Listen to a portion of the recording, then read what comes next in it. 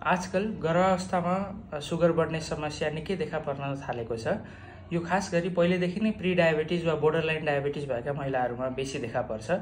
यसबाहेक मधुमेहका अन्य जोखिमहरू जस्तै अत्याधिक मोटोपन, पीसीओडी, फ्याटी लिभर, परिवारमा अन्य कसैलाई मधुमेह भएका महिलाहरूमा पनि यसरी सुगर बढ्ने सम्भावना बेसी हुन्छ। यसरी सुगर बढ्दाखेरि आमा र बच्चा दुवैलाई असर पर्न सक्छ।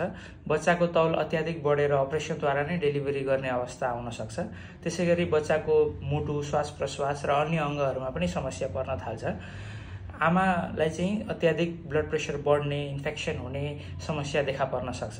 यी सबै असरहरूबाट बच्नको लागि सुगरलाई राम्रो कन्ट्रोल गर्न आवश्यक छ। यसका लागि चाहिँ डायट, एक्सर्साइज, औषधि र इन्सुलिनको मद्दत लिन सकिन्छ।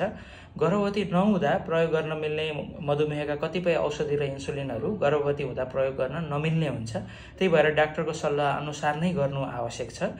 र डेलिभरी भइसकेपछि सुगर कन्ट्रोल हुने भए पनि भविष्यमा फेरि सुगर बढ्ने जोखिम भएको हुँदा बेला बेलामा आफ्नो सुगर चेक गराइरहनु आवश्यक हुन्छ।